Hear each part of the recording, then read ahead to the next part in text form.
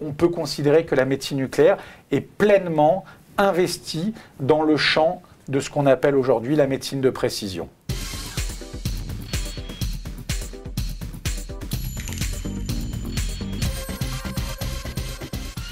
Alors la médecine nucléaire, c'est une spécialité médicale qui utilise en fait la radioactivité à des fins médicales. Il y a deux dimensions dans la médecine nucléaire. Une dimension diagnostique qui consiste à utiliser des médicaments radiopharmaceutiques à des très faibles quantités de manière à pouvoir visualiser des maladies en particulier. Et puis il y a une dimension thérapeutique. Et là, le but, c'est effectivement, par exemple, quand on est dans le champ du cancer, eh bien, de détruire la maladie concernée.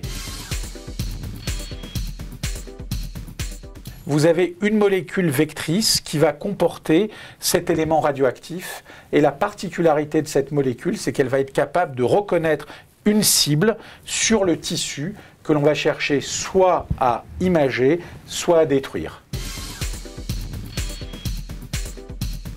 Un grand nombre de maladies peuvent être explorées par l'imagerie nucléaire, en particulier la cancérologie, mais aussi des applications en dehors du champ de la cancérologie, telles que les affections infectieuses, les maladies infectieuses, certaines affections inflammatoires, ou des maladies très spécifiques, par exemple certaines maladies neurologiques. Alors il existe une deuxième dimension qui est la médecine nucléaire thérapeutique, qui est une forme de radiothérapie. Alors ce qui est intéressant en médecine nucléaire thérapeutique, c'est que l'on peut imager la cible avant d'envisager le traitement. Autrement dit, on voit ce que l'on traite et si le patient a toutes les caractéristiques pour être traité, eh bien on va utiliser le même médicament, mais cette fois-ci avec un isotope radioactif et donc on pourra traiter ce que l'on voit.